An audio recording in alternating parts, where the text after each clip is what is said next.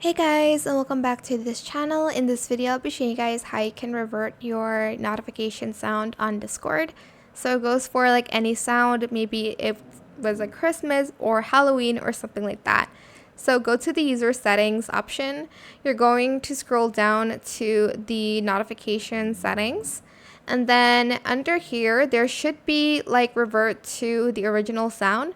Unfortunately, because right now there isn't any event, I can't really show it to you guys, but it will be under notifications.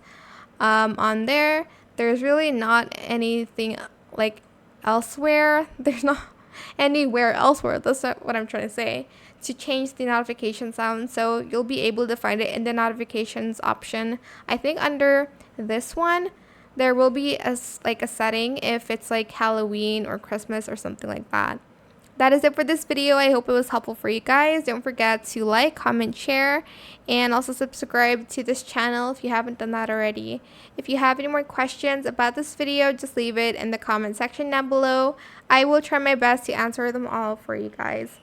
And if you found this video helpful, please click the thanks button as well. That is it. Thank you so much for watching. Bye.